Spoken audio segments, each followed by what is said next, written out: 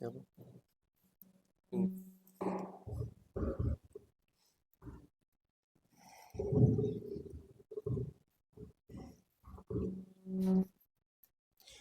Bismillah.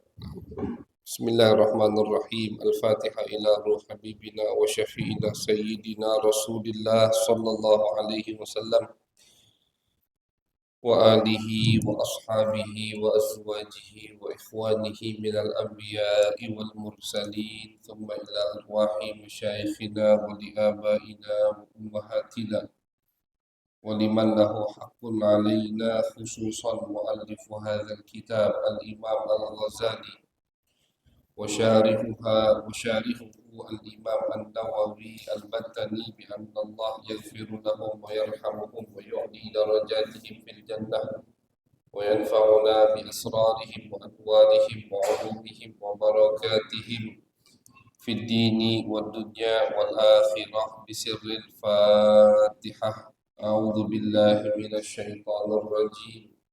بسم الله الرحمن الرحيم. الحمد لله رب العالمين الرحمن الرحيم مالك يوم الدين إياك نعبد وإياك نستعين اهدنا الصراط المستقيم صراط الذين أنعمت عليهم غير المغضوب عليهم ولا الضالين آمين.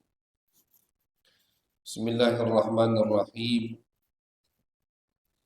قال الإمام وبالسند المتصل إلى الإمام الغزالي رحمه الله ونفعنا به وبعلومه وبعلوم مشايخنا وبعلوم سائر الصالحين في الدارين آمين. إلى أن قال في كتابه بداية الهداية فصل في آداب الاستيقاظ من النوم. إلى أن قال فإذا لبست ثيابك فانوي به امتثال أمر الله تعالى في ستر عورتك واحذر أن يكون قصدك من لبس لباسك مراءاة الخلق فتخسر. Alhamdulillah, puji syukur kehadirat Allah Subhanahu wa taala.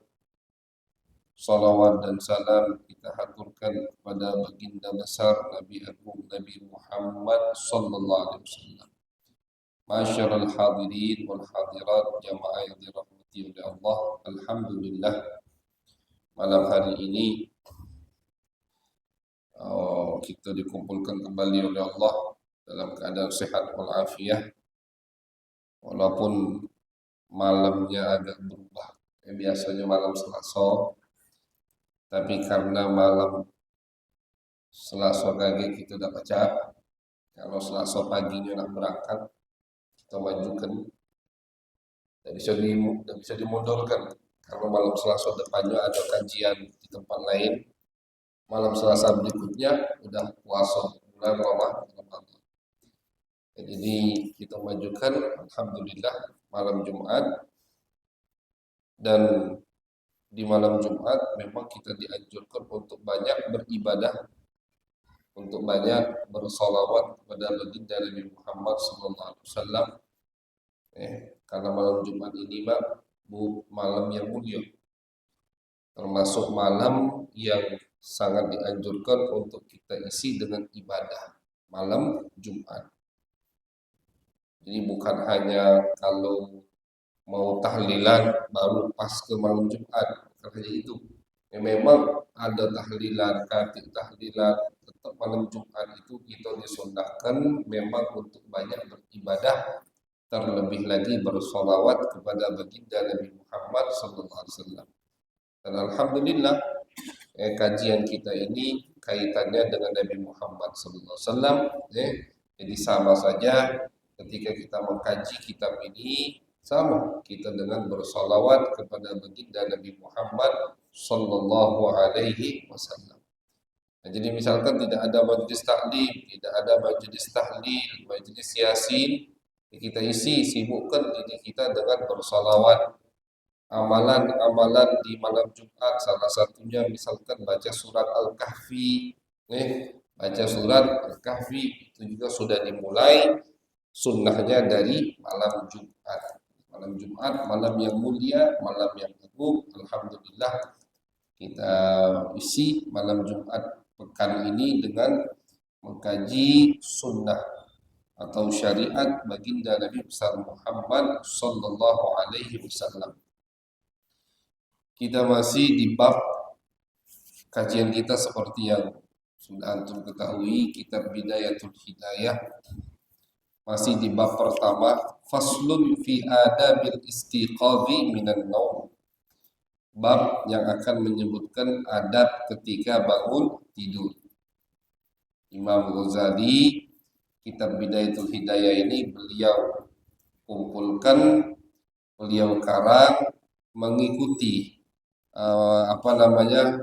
proses atau tahapan ketika kita dari bangun tidur sampai mau tidur lagi. Itu Imam Ghazali. Makanya di bab pertama yang sudah kita kaji di bulan kemarin sudah kita dengarkan bagaimana atau apa saja sunnah-sunnah ketika kita bangun dari tidur. Itu kita ulangi biar ingat.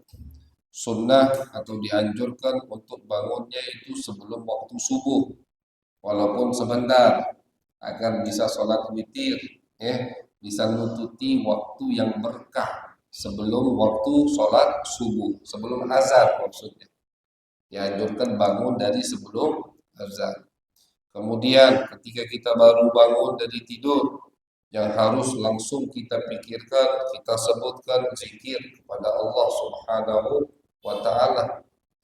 Jadi jangan bangun tidur langsung pikirkan ini gawe jak mano, jangan. Bangunlah melek langsung stres lagi, jangan. Jadi biar fresh dulu otak ini, bangun tidur ucapkan zikir kepada Allah. Kayak urusan dunia. Segerkan dulu, istilahnya freshkan dulu dengan zikir kepada Allah. Isi dulu daya kita, baterai kita ini isi dulu dengan apa? Dengan zikir, ibadah kepada Allah. Baru setelah itu mikirkan gawe hari ini. Jadi jangan bangun tidur langsung mikirkan gawe, salah.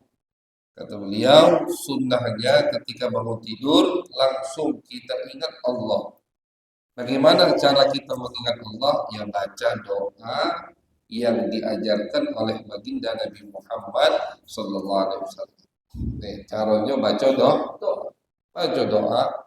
doa yang sangat pendek. Alhamdulillahilladzi ahyana ba'dama amatana wa ilaihin nusyur. Segala puji bagi Allah yang telah menghidupkan kita setelah mematikan kita, maksudnya setelah menidurkan kita, Allah bangunkan kita kembali. Wa ilaihi nusyur, dan kepadanya kita akan kembali kepada Allah Subhanahu wa taala. Ketika kita baca zikir ini, hati kita ikut meresapi lain. Hari itu akan kita lalui dengan tentram, dengan tumanninah, dengan sakinah yang luar biasa. Efek dari zikir pas bangun tidur. Jadi langsung efeknya itu luar biasa kita rasakan di hari tersebut. Itu sudah kita sebutkan. Sudah kita sebutkan juga sunnah bangun tidur untuk segera ambil air wudhu dan sholat 2 rakaat yang singkat agar ikatan setan lepas dari kita. Setan itu mengikat 3 ikatan, lepas 3 ikatan ini dengan zikir kepada Allah, dengan wudhu dan sholat 2 rakaat. Kemudian itu semua sudah kita kaji di pertemuan kemarin. Al-Imam An-Nawawi mengatakan, فَإِذَا لَبِسْتَ ثِيَابَكَ. Sekarang kalau kamu sudah wudu, misalkan sudah wudu mau sholat, kamu menggunakan pakaian, nak pakai baju. فَإِذَا لَبِسْتَ ثِيَابَكَ. Ketika kamu ingin memakai bajumu, fanwi bihim tithala amrillahi ta'ala. Maka niatkan dalam memakai baju, diniatkan Apa niatnya? Melaksanakan perintah Allah fi satri auratik, dalam menutup auratmu. Jadi ulama ini baku selalu ngajari kita untuk banyak berniat. Banyak nih niat. Karena makin kita banyak niat, makin banyak yang pahala yang kita terima dari Allah Subhanahu wa taala. Satu amalan tapi niatnya puluhan, berarti pahalanya itu berlipat-lipat. Jadi jangan jadikan amalan kita itu sikok niat. Dari rumah nak keluar ke masjid, niatkan dari rumah aku nak ke masjid. Apa niat? Pertama kali sholat maghrib berjamaah, kemudian niatkan untuk i'tikaf, niatkan untuk menghidupkan waktu antara maghrib dan isya. Kita niatkan menghidupkan malam Jumat, niatkan untuk bertemu sesama saudara seagama, nyambung tali silaturahim. Niatkan untuk menghidupkan syiar Islam, karena masjid ini adalah syiar Islam. Ketika masjid ramai, masjidnya aktif, masjidnya hidup, itu termasuk yang disukai, diridhoi sama Allah Subhanahu wa taala. Banyak masjid itu bagus bangunannya, tapi sepi cak kuburan. Bangunannya dibagus sih sama ketuanya, apa sama pengurusnya istilahnya. Tapi aktivitasnya kosong, macam kuburan.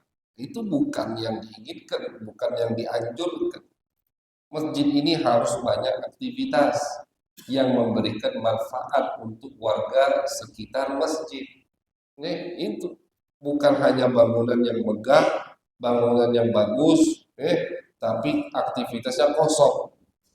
Habis sholat kunci, sholat pun yang hadir paling berapa, cuma masjidnya besarnya, masya Allah, luar biasa. Jadi menghidupkan syiar Islam itu dapat pahala. Termasuk syiar Islam, kita ke masjid berjamaah, meramaikan aktivitas masjid. Niatkan itu. Niatkan kalau ada majlis taklim untuk mempelajari syariat baginda Nabi Muhammad. Niatkan untuk mendengarkan ayat suci Al-Quran. Niatkan untuk bersolawat kepada baginda Nabi Muhammad sallallahu alaihi wasallam. Pokoknya niatkan, bebas terserah. Makin banyak kita niat, makin banyak pahala yang kita terima dari Allah Subhanahu wa taala. Oke, dalam hadis Nabi bersabda, innamal a'malu binniyat. Amal itu tergantung niatnya. Niatnya banyak, maka amalnya makin banyak pahalanya dari Allah Subhanahu wa taala. Satu ibadah. Makanya kita dalam sholat kan ada sholat yang bisa digabung. Ada sholat yang bisa digabung. Sholat hajat, sholat istikharah, sholat taubat, sholat tahiyatul masjid, sholat habis wudhu. Ini semua bisa digabung. Kenapa bisa digabung? Keringanan, khususiyah, kelebihan dari Allah untuk umat Nabi Muhammad. 2 rakaat bisa berapa sholat masuk? Misalkan kita dari rumah belum sholat 2 rakaat sebelum subuh, 2 rakaat sebelum sholat subuh, masuk masjid, kita bisa gabungkan niat sholat sunnah 2 rakaat sebelum sholat subuh, tahiyatul masjid, kita habis wudhu, niat wudhu, kita punya hajat, niatkan hajat, kita pengen sholat taubat, niatkan taubat, istighfar, niatlah banyak-banyak. Nggak usah mending-mending, niat itu mesti dalam hati, jangan niatnya banyak, takbirnya kepanjangan kali, panjang beda. Niat itu dalam hati, niatkan semua sekaligus langsung masuk dalam takbir yang singkat, jangan panjang.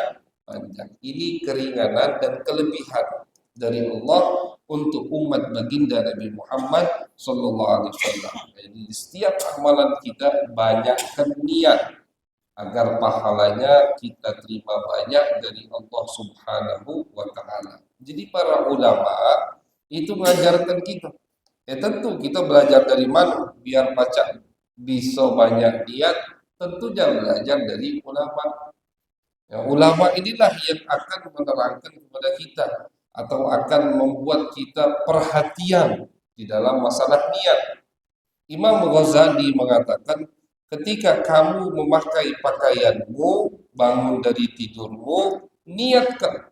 Pakai baju itu niatkan imtithala amrillah, melaksanakan perintah Allah.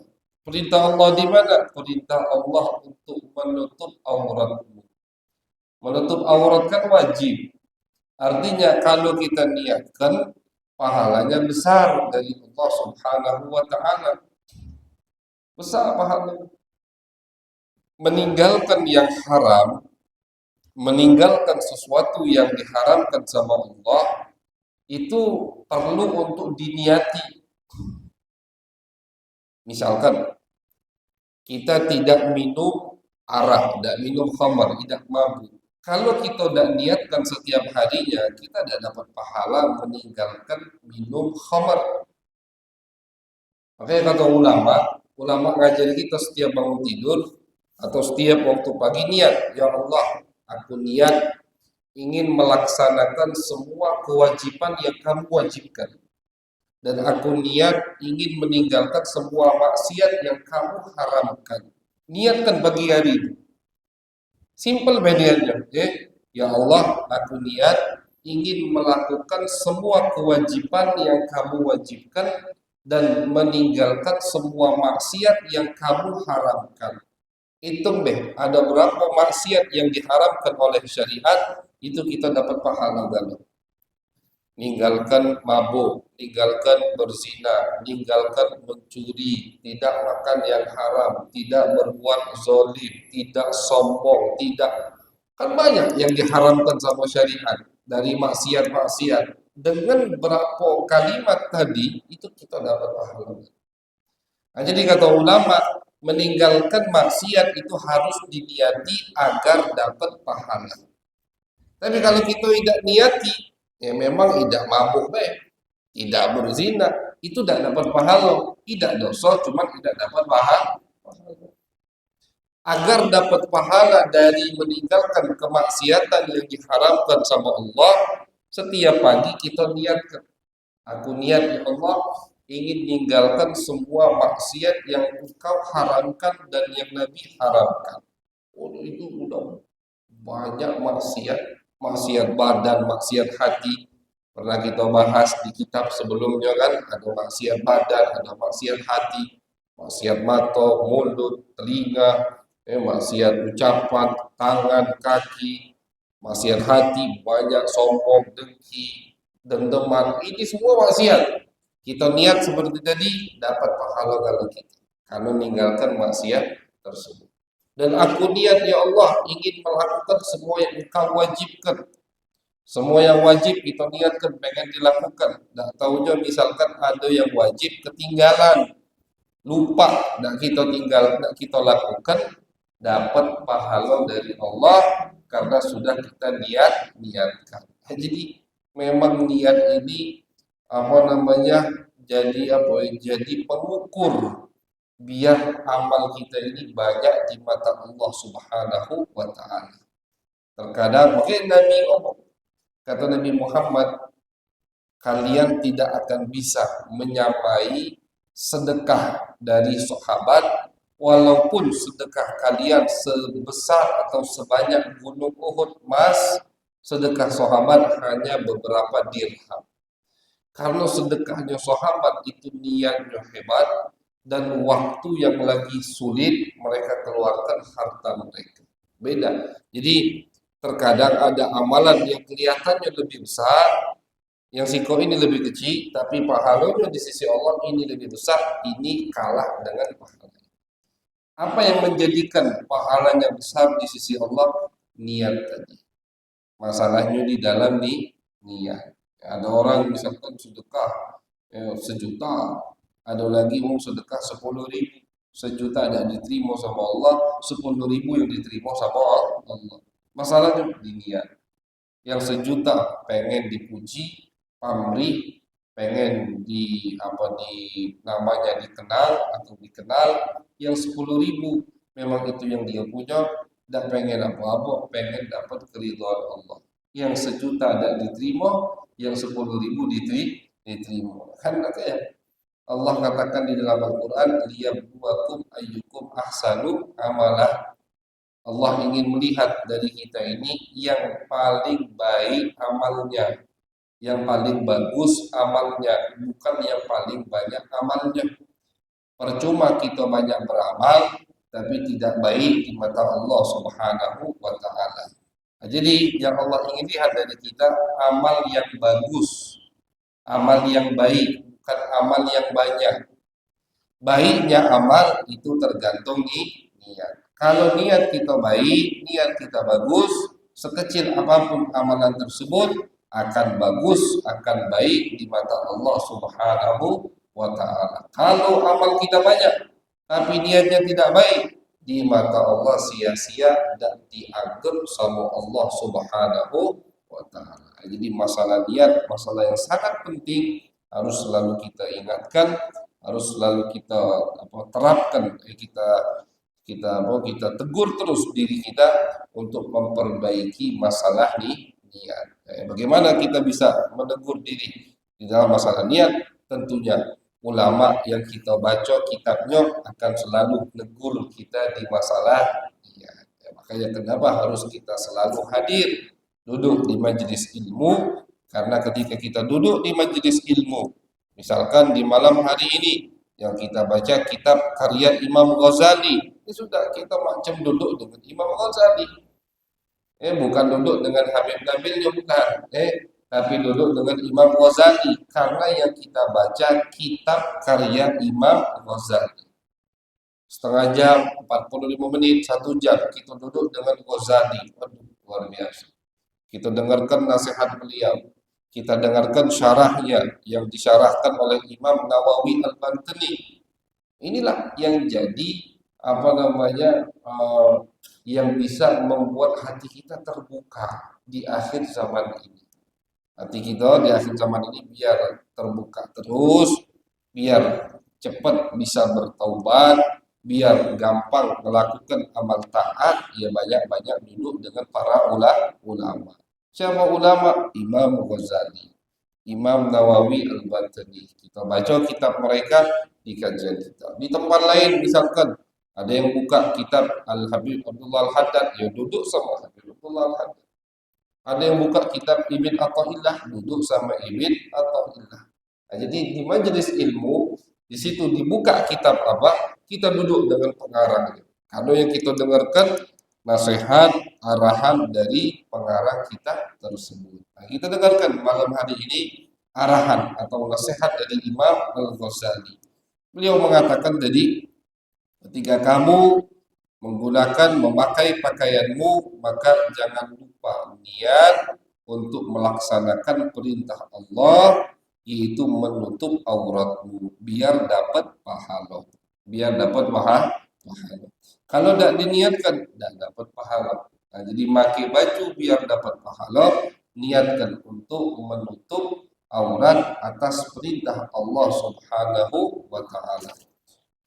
Wahdhar an yakuna qasduka min lubsi libasika mura'atal khalqi fatakhsar. Kata beliau, hati-hati, jangan sampai niatmu dalam menggunakan pakaianmu itu pengen dipuji sama orang lain, pengen dikatakan bajunya paling bagus, pengen dipuji, pengen dilirik, pengen jadi pusat perhatian.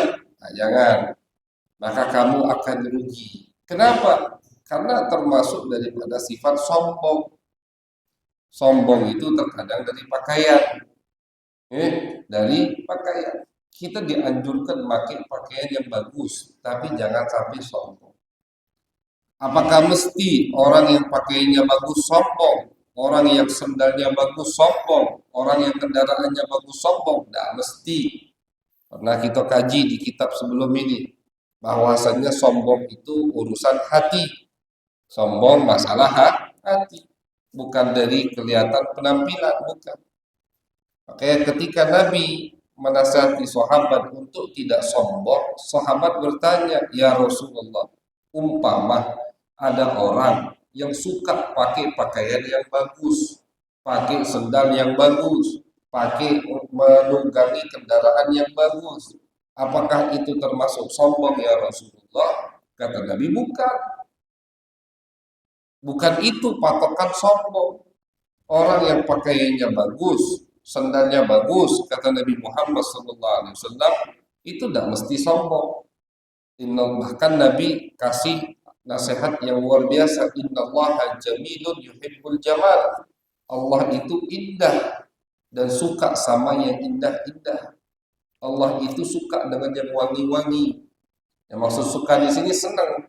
Nih, yang wangi, yang bersih, malaikat nempel. Yang tidak bersih, yang bau, yang busuk, jorok, setan yang nempel. Ya makanya lihat dukun-dukun itu biasanya rata-rata kalau jorok kan, ada yang kukunya panjang-panjang, tidak pernah dipotong, hitam kan, rambutnya tidak pernah mandi, ini tempatnya kubu. Memang setan suka dengan yang seperti itu. Setan tidak demen sama orang yang mandi tiap hari berapa kali, misalkan bersih, wangi, rapi pakaiannya, rumahnya bersih. Setan tidak demen. Setan tuh makanya kenapa ketika setan iblis minta tempat tinggal, Allah kasih toilet, hammam, WC, tempat tinggal setan. Karena memang iblis demen sama yang jorok-jorok, demen sama yang kotor-kotor. Berbeda dengan malaikat. Malaikat senang dengan yang wangi-wangi, senang sama yang bersih-bersih. Itu malaikat. Setan kebalikan. Jadi kata Nabi, orang yang pakaiannya bagus, pakaiannya bersih, sendalnya bersih, bagus, rapi penampilannya, kata Nabi, Allah itu suka dengan orang-orang yang seperti itu. Sombong itu kata Nabi, batrul haq wa ghamtun nas. Sombong itu kata Nabi Muhammad adalah enggan untuk menerima kebenaran, gengsi untuk menerima kebenaran, yakin udah dia salah tapi dah galak nerima. Nah, itu sombong kata Nabi. Wa ghamtun nas, dan orang yang suka menghina, menganggap orang lain berada di bawahnya. Itulah sombong. Kan dua-duanya masalah hati. Dua-duanya masalah hati, bukan masalah penampilan. Nabi Muhammad SAW diriwayatkan oleh para sahabat, penampilannya rapi terus, bersih terus. Nabi itu tidak perlu pakai minyak wangi, tapi masih pakai minyak wangi. Keringat beliau pun jadi minyak wangi. Bayangkan, sahabat itu ada beberapa sahabat yang punya minyak wangi. Apa tidak tahunya itu keringat Nabi Muhammad. Jadi bibit minyak wangi. Keringat Nabi wangi, tapi Nabi masih pakai minyak wangi. Untuk memberitahu kepada kita atau memberi sinyal bahwasannya bagus kalian itu wangi-wangi. Bagus. Tentu ini untuk laki-laki. Untuk wanita agak sedikit ketat masalah wangi-wangi ini. Untuk lanang ini. Kalau lanang kan bebas. Dimanapun, di tempat. Malah untuk laki-laki, di tempat perkumpulan baik makin dianjurkan untuk makin wangi. Itu untuk lanang. Nah, sholat jamaah di masjid, sholat Jumat di masjid, itu harus bersih, rapi, wangi. Karena tempat kumpul banyak orang. Kalau perempuan kebalikan. Perempuan ketika akan di satu tempat bersama laki-laki ajnabi, laki-laki yang bukan mahramnya, haram untuk menggunakan wangi-wangian. Ya, makanya hati-hati, perhatikan istri kita, putri kita, cucu kita. Mau sekarang ini motornya lah jauh 20-30 meter masih wanginya keciuman. Seng. Kan begitu. Tidak boleh. Kata Nabi Muhammad, Nabi menyebutkan sifat parfum laki-laki dan parfum wanita. Kata Nabi, parfum laki-laki itu yang nyengat baunya, parfum wanita yang tidak nyengat baunya. Kata Nabi, parfum wanita itu lebih ke yang melekat ke tubuh warnanya.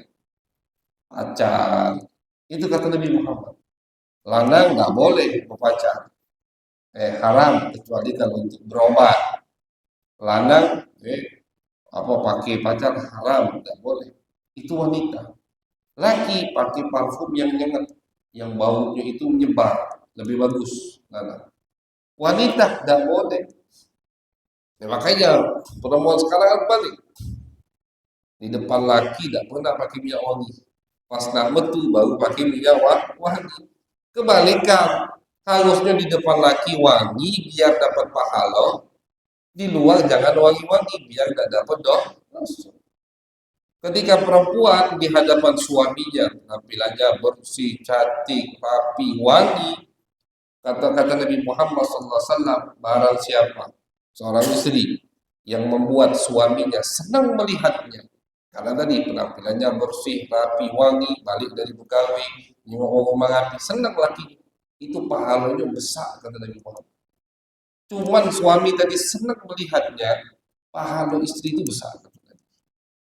Jadi jangan sampai laki balik dari rumah masih belum apa-apa dari pagi, cek itulah masih kosong gitu. Jangan. Kalau nak betul baru pakai baju yang bagus. Ini kita ajari harus putri kita, istri kita, saudari kita ajari karena ini syariat Nabi Muhammad SAW.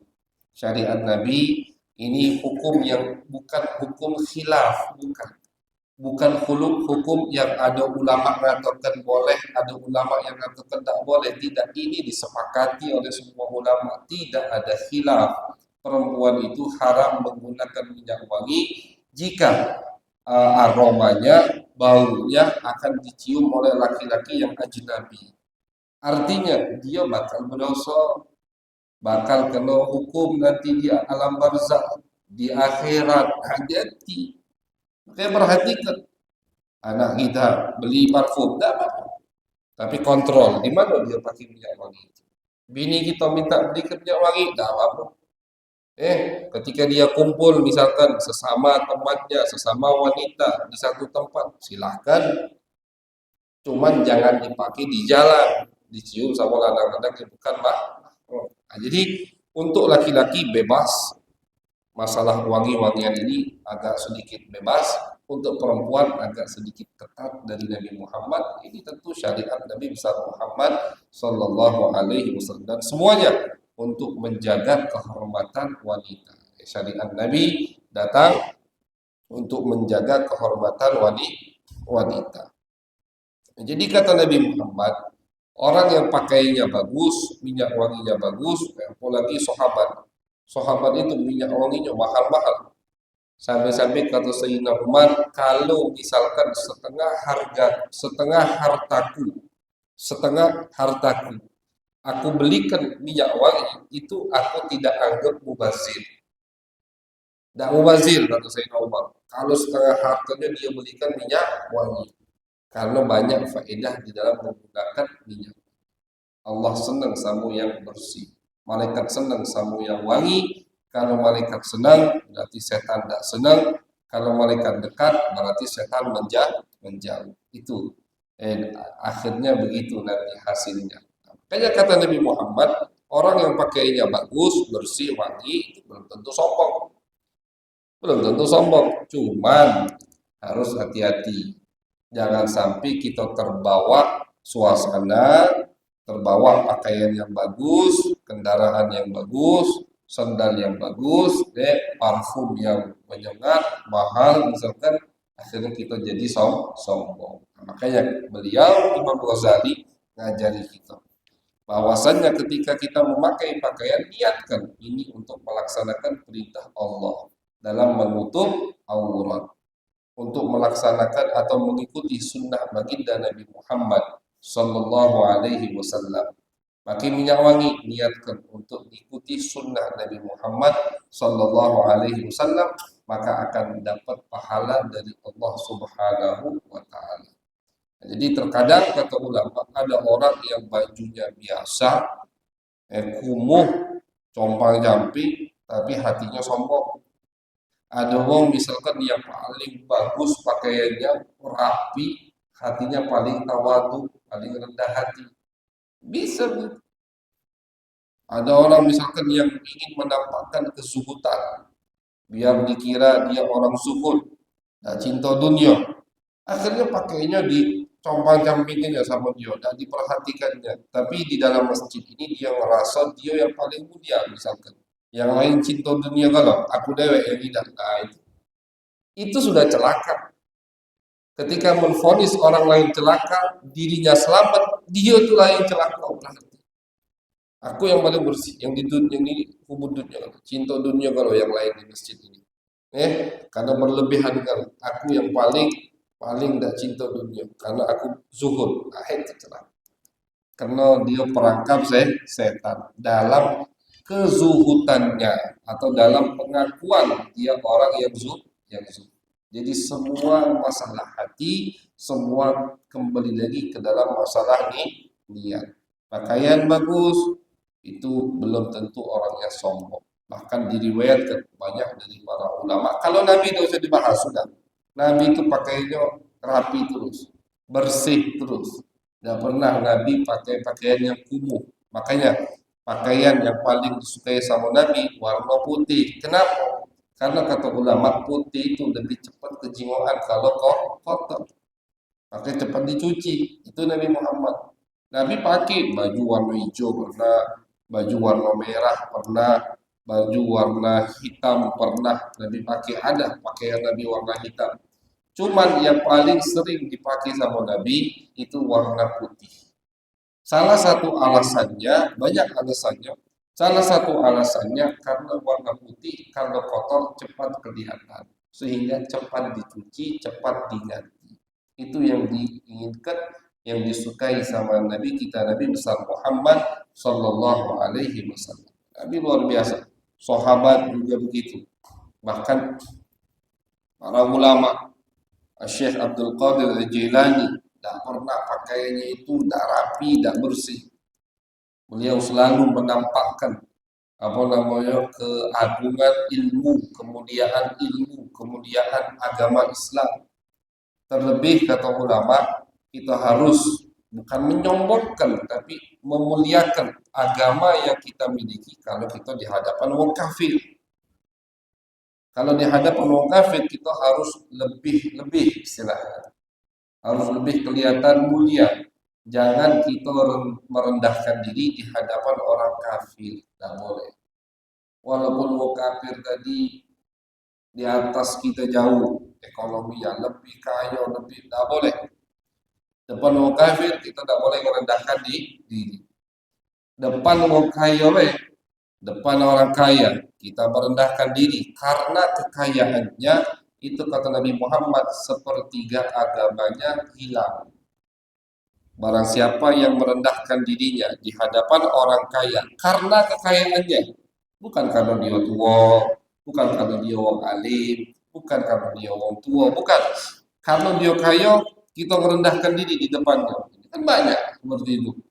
Karena jabatannya dia merendahkan diri. Itu kata Nabi Muhammad, sepertiga agamanya hilang. Nauzubillah min dzalik. Apalagi di depan orang kafir, tidak boleh. Tidak boleh kita merendahkan diri di depan orang kafir. Di hadapan mereka, kita harus pakai pakaian yang rapi, yang bersih. Al-Imam Abul Hasan Asy-Syadzili, beliau ini pemimpin Sufiyah di zamannya. Pemimpin ulama Sufiyah di zamannya. Pakaiannya itu mewah terus. Pakaiannya mewah terus. Ketika ada yang mengkritiki beliau, wahai imam, katanya kau ini pemimpin sufi, pemimpin tasawuf, pemimpin ulama-ulama zuhud yang warok, tapi pakaian kau mewah terus. Apa kata Imam Abdul Hasan Syadili? Pakaianku ini menunjukkan atau memberikan sinyal ke orang lain yang melihatku bahwasannya aku tidak butuh dengan harta kalian. Sengaja aku pakai pakaian yang mewah, yang bagus. Biar ini ngasih sinyal ke orang lain, aku tidak butuh duit kamu. Aku sudah berkecukupan. Tapi pakaianmu, kau gumuh-gumuhkan, kau jelek-jelekkan, agar memberi sinyal ke orang lain, kasihlah aku butuh harta kalian. Nah, jadi ini niat dalam memakai pakaian. Niat dalam memakai pakaian. Jadi kalau kita lihat misalkan ada ulama atau kita dengar biografi ulama pakaiannya bagus, itu malah dianjurkan, dinukil oleh Imam An-Nawawi dari Imam Abu Hanifah. Imam Abu Hanifah mengatakan kepada murid-muridnya, "Azimu amaimakum wa wasi'u akmamakum li'alla yastakhifan nasu bil ilmi wa ahli." Kata Imam Abu Hanifah ini hidup di abad kedua. Beliau meninggal di tahun 150 Hijriah. Meninggalnya itu. Jadi beliau ini hidup di abad kedua. Beliau ini masih melihat beberapa sahabat Nabi Muhammad Sallallahu Alaihi Wasallam. Imam Abu Hanifah, apa kata beliau? Nasihati murid-muridnya. Kalian kalau apa punya penampilan, pakai pakaian, imamah itu yang di kepala ini, besarkan. Gamisnya pakainya yang bagus. Biar apa? Biar orang tidak menghinakan, menganggap remeh ilmu yang kalian miliki. Jadi terkadang ini terkhusus untuk orang yang punya ilmu, ustadz lah, taruhlah. Terkadang dari ilallah mereka punya tuntutan lain, harus pakai pakaian yang lebih mahal, yang lebih mewah, yang lebih bagus. Untuk apa? Untuk memuliakan ilmu yang mereka miliki. Insya Allah di masjid ini tidak kata, di Desa Sukarami tidak, tapi di tempat lain terkadang orang itu pengen nengok penampilan ustaz dulu. Ustaznya berkopiah sama besar baca nak pergi tahlil. Udah, dari dengeri omongannya. Tapi kalau ustaznya pakai imamah besar, pakai serban, pakai cincin, baru segen. Karena memang zaman sekarang, makanya Imam Nawawi Al-Bantani, beliau mengatakan, kata Imam Nawawi Al-Bantani, komentari tadi yang dikatakan oleh Imam Abu Hanifah, terkhusus kata Imam Nawawi fi zamanina haza. Di zaman kita sekarang ini, Imam Nawawi ini meninggal tahun berapa? Imam Nawawi ini meninggal kalau tidak salah 2 abad yang lalu. Imam Nawawi ini meninggal 2 abad yang lalu. Bagaimana kalau beliau hidup di zaman sekarang ini? Di zaman beliau 200 tahun yang lalu, kurang lebih ya, kita tidak tahu pasti kapan beliau meninggal, kurang lebih ini 200 tahun atau 100 tahun yang lalu, kata beliau, di zaman kita sekarang ini, untuk penuntut ilmu, artinya untuk pendakwah, ustadz, itu harus lebih memerhatikan di masalah pakaiannya. Kenapa? Karena orang di akhir zaman ini bukan nilai dari apa yang disampaikan dulu, tapi nilai penampilan. Makanya ketika para ulama menggunakan pakaian yang mewah, kadang kendaraan yang mewah, itu mereka sengaja. Biar apa? Biar menarik warga masyarakat untuk mendengarkan pesan yang akan mereka sampaikan. Kita punya guru, Masya Allah. Abu Ya Sayyid Ahmad dan ayah beliau, Abu Ya Sayyid Ahmad. Itu mobilnya ganti terus. Tiap bentuk model baru, ganti yang baru. Masya Allah. HP-nya yang baru terus, walaupun di masa beliau HP belum secanggih sekarang. Pakaiannya, Masya Allah. Gamisnya, jubah itu yang di atas gamisnya, itu puluhan. Bukan sikok 25, bukan. Puluhan.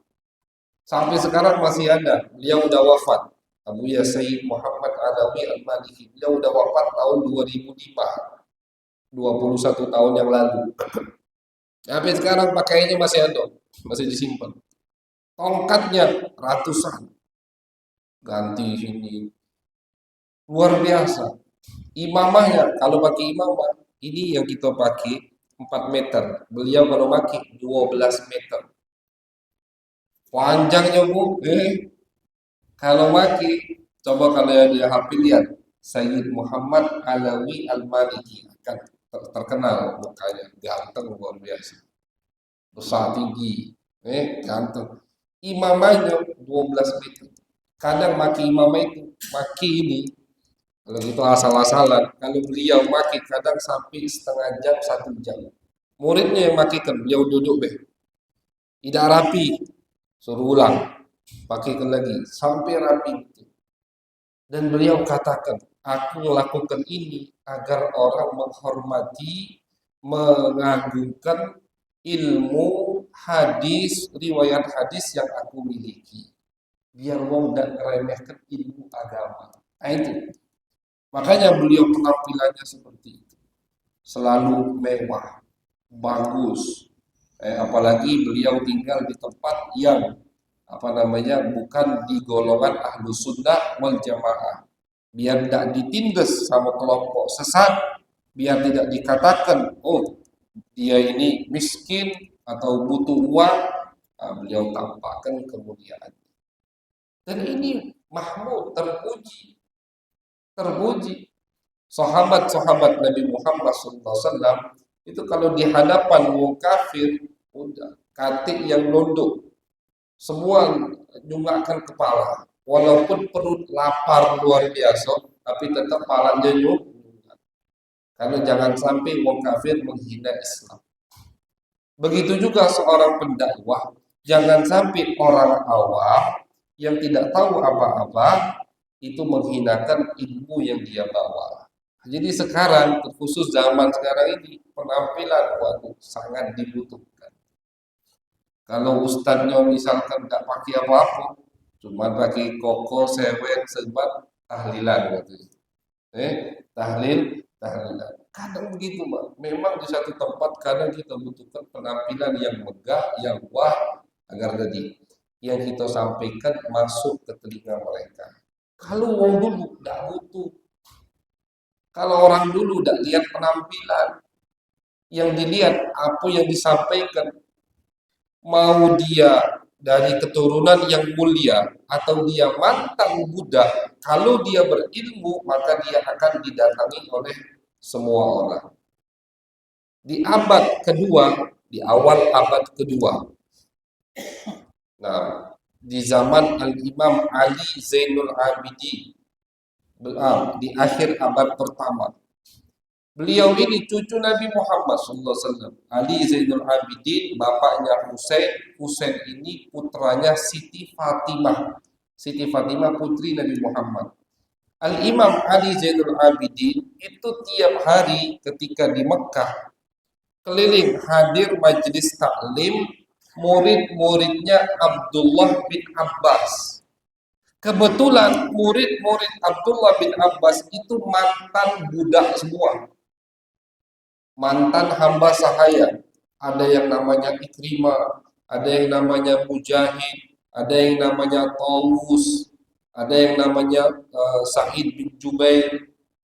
Ini murid-murid Abdullah bin Abbas, sahabat Nabi, misal Nabi, terkenal Abdullah bin Abbas. Abdullah bin Abbas wafat, meninggalkan murid-murid yang hebat di bidang tafsir. Ini murid-muridnya mantan budak kalau. Artinya aslinya mereka ini budak hamba sahaya baru dimerdekakan. Tapi majelisnya penuh. Al-Imam Ali Zainul Abidin duduk hadir majelis mereka, nimbah ilmu kepada mereka. Akhirnya dikritiki sama keluarga beliau yang tidak paham ilmu dari Quraisy, dari bangsa Quraisy. Kata mereka, wahai Ali, kenapa kau tidak duduk sama kita, sama kabilah Quraisy, orang mulia, rasa mulia, malah kau duduk dengan mantan-mantan budak ini?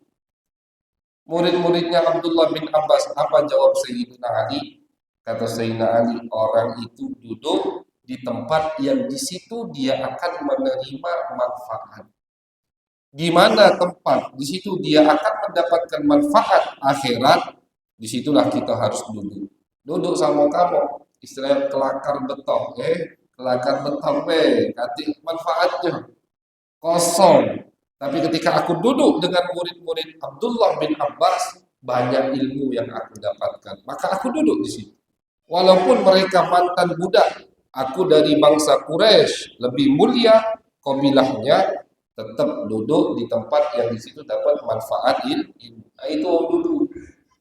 Tidak nyingok latar belakang pengajar atau pendakwah di jalan Allah. Tapi orang sekarang itu tidak nyingok penampilan dulu. Penampilannya meyakinkan, baru antusias dengarkan nasihatnya. Penampilannya tidak meyakinkan, belum dia dengar omongannya, udah ini Ustadz Yasinan, Ustadz Yasinan. Jadi kata Imam Nawawi, terkadang di akhir zaman ini di beberapa tempat, tentunya bukan di semua tempat, di beberapa tempat sangat dibutuhkan untuk pendakwah di jalan Allah untuk memperbaiki, memperhatikan penampilannya. Nabi itu setiap ada yang datang dari luar kota Madinah punya pakaian khusus. Nabi punya pakaian khusus untuk menyambut utusan-utusan dari luar kota Madinah. Kenapa? Karena mereka belum tahu dengan Nabi Muhammad. Tapi kalau sahabat di Madinah, udah mereka ada perhatian lagi baju Nabi, yang mereka lihat muka Nabi, yang mereka dengar ucapan Nabi. Tapi orang luar, orang masih awam, baru mau kenal Islam, harus lihat penampilan yang lebih megah dari baginda Nabi Muhammad. Padahal semua penampilan Nabi indah dan berwibawa. Semua Nabi nak pakai apa belaga, ganteng, bagus. Tapi ini Nabi ngajari untuk kita agar memperhatikan di mana kita sedang berada. Sikonnya itu di mana, posisinya di mana, beda lagi penampilannya. Jadi apa namanya, semua insya Allah berada di bawah naungan daripada sunnah Nabi Muhammad Sallallahu Alaihi Wasallam. Jadi tergantung niat. Lagi-lagi kembali ke masalah niat. Dengan apa kita memakai, dengan niat apa kita memakai pakaian, maka itulah yang akan kita dapatkan dari Allah Subhanahu wa Ta'ala. Niatnya baik, dapat pahala yang banyak. Niatnya jelek, dapat dosa. Pakaian bisa menjadikan kita dapat dosa dari Allah kalau niatnya tidak baik. Mudah-mudahan kita diberikan oleh Allah taufik hidayah untuk bisa menghadirkan niat-niat baik di setiap amalan kita, di setiap aktivitas kita. Amin ya rabbal alamin. Wa sallallahu ala sayyidina Muhammadin wa ala alihi wa sahbihi wa baraka wa sallam. Walhamdulillahi rabbil alamin. Bismillah.